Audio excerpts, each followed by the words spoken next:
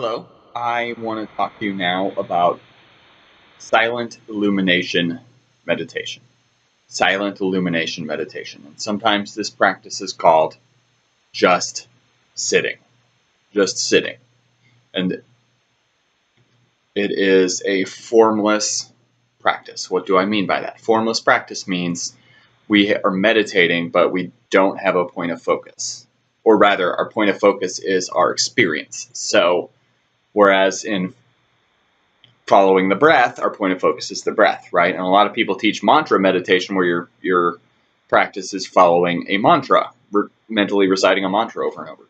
This silent illumination is none of those things. It's a formless practice. We just simply, I say simply, but of course it's very challenging, but we are paying attention to our experience without judgment, without categorizing, without allowing ourselves to get bored. Well, yeah.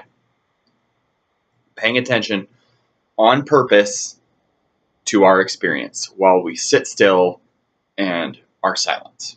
So as we're practicing, we'll notice thoughts coming into our mind to distract us, and we will notice memories, ruminations, feelings, and all of these things. We will notice them, and our hope is that we can develop our practice to a point where all those things are like clouds passing through the sky. The sky is unchanged by the clouds. That's the point we want to get to, where the sky is unchanged by the clouds, where our awareness is here and thoughts and memories are coming, and our awareness simply is.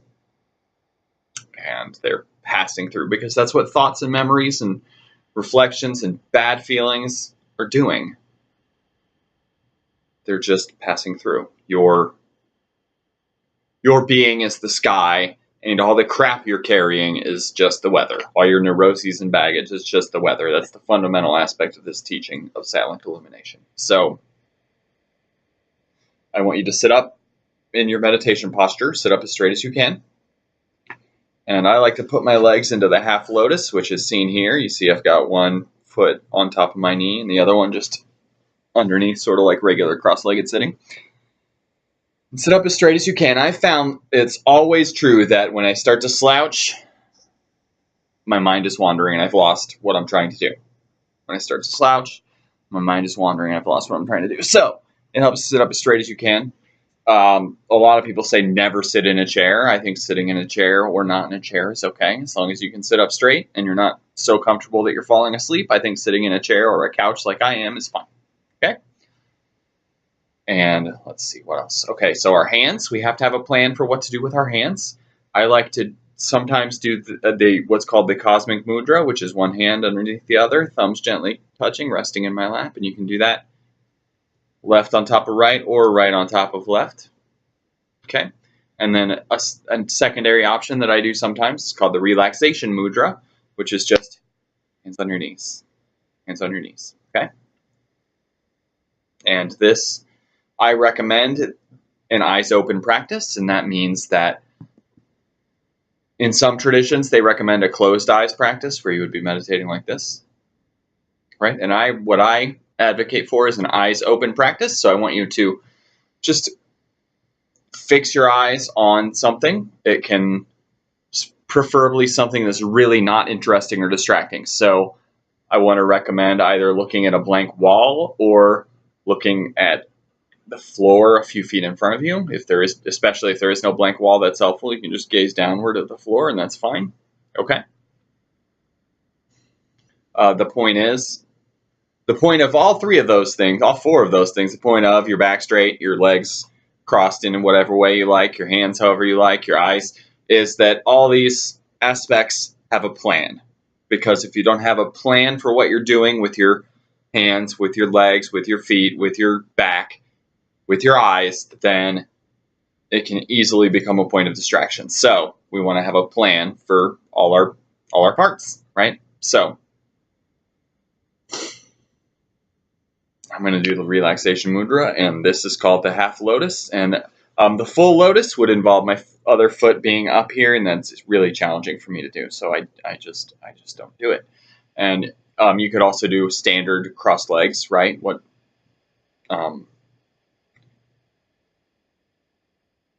when I was a kid, they called it Indian style, and we don't call it that anymore because that's not okay.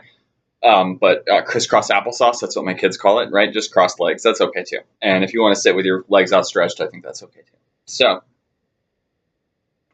I want to begin by doing the healing breath practice to center ourselves. So I want you to... The healing breath is a practice where we breathe in and slowly count to 5, and we hold our breath and slowly count to 5, and then we breathe out and slowly count to 5. So a breath takes 15 seconds, and we do that because it helps us center, it helps us really be mindful of our bodies and all sorts of things like that. Nothing makes you pay attention to your breath quite like not breathing for a little bit. So I'm going to show you what it looks like now.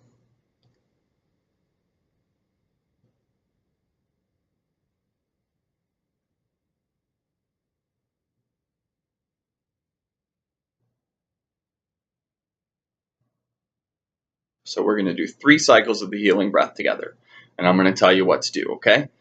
Breathe in. Hold your breath. Breathe out.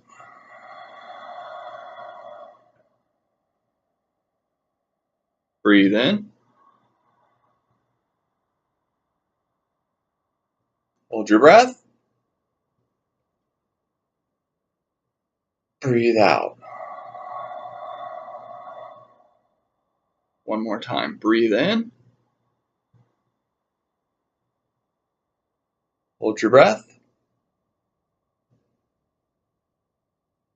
Breathe out.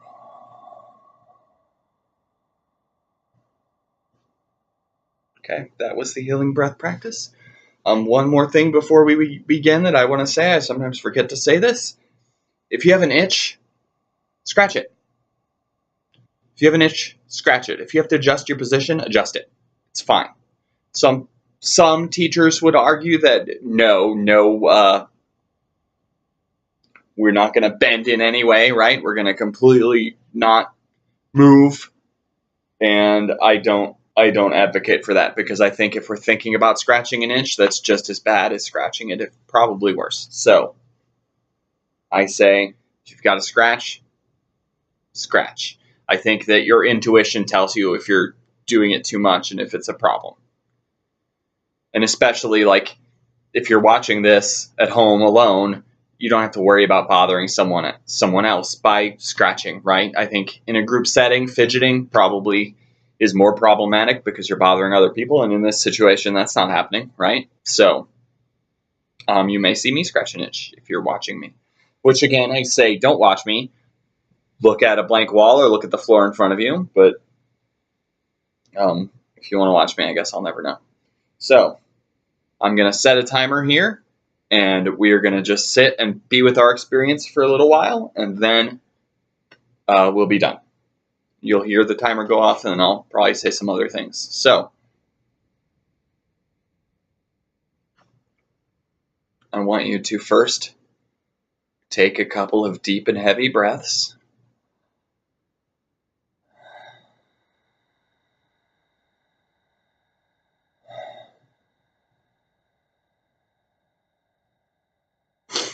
And then I just want you to be fully present with your experience.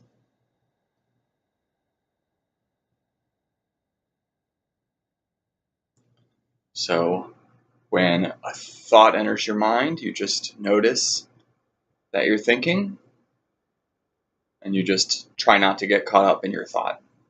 You don't try to change it. You don't try to beat it down. You don't do your meditation with a strong grip. You just try to notice it and not get carried away with it. That applies to whatever thoughts you have, whatever feelings you have, whatever memories come to mind, or projections on the future, or judgments of yourself, especially if you start to think, man, I'm never going to be good at this. We want to just notice that and not get carried away. And we will sit in silence doing this practice for a few minutes.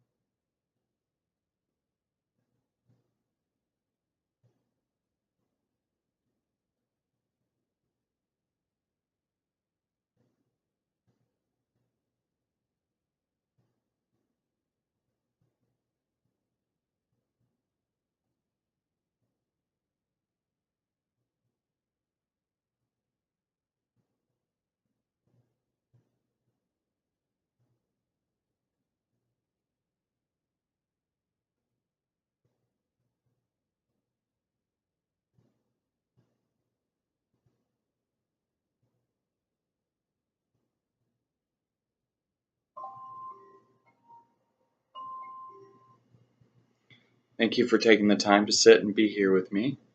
I can imagine that if you've never done a practice like that before, you noticed all sorts of things coming up. And the point of this kind of practice is we get better with time. We sort of strengthen those parts of our mind so that we can learn to be fully present. So even if this seemed really challenging, I want to encourage you to try it again. Thank you for taking the time to be here with me for this video. Have a good day.